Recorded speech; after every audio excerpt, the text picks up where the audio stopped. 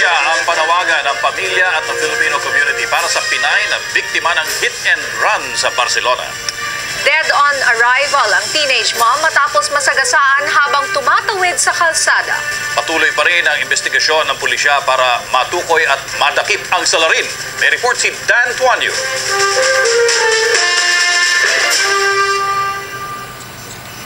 Batang-batang binawian ng buhay si Angelica Manongsong Dalisay. Nabangga ng kotse ang 17 taong gulang noong ika-2 ng Mayo alas 10 ng gabi habang tumatawid kasama ang kanyang nobyo at 1 taong gulang na anak sa pedestrian lane sa Avenida Juan Calas Prime sa munisipyo ng Gaba sa Barcelona.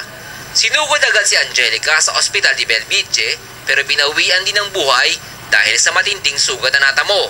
Ligtas naman sa panganib ang dalawa niyang kasama. Hindi siguro napansin ng driver dahil ayon sa mga nakakita, nagtetelepono at mabilis ang takbo ng sasakyan. Kasama niya yung anak niya nasa stroller. Buti lang at niya na sa tabi. Kaya siya ang nahagip ng sasakyan. Tumilapon, tumama sa gutter ang ulo. Marami nakiramay sa burol sa Tanatorio Gran Via Hospitalet. Dumating ang mga kamag-anak na nagmula pa sa Italia, Madrid at iba pang lugar. Pati si Consul Honorary Jordi Puig at community leader na si Macrina Alcedo. Magkakaisa tayong lahat, malakas ang Filipino community. May paglalaban natin ang justisya para sa kanya. Kahit ilang taong pang ikulong yung gumawa nun, hindi na may ibalik yung pamangkin ko, yung anak niya.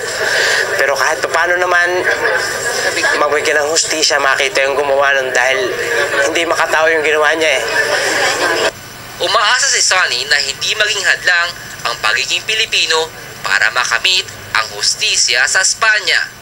Hindi pa kayang humarap sa kamera na magulang ni Angelica, pero kwento niya, habang sila'y magkakasamang dumalo sa isang burol, 1 linggo bago manganap ang aksidente, hiniling ni Angelica na kapag siya'y pumanaw, huwag gumastos sa kanyang burol, bagkus, ilaan na lamang ang pera sa kapakanan ng kanyang anak.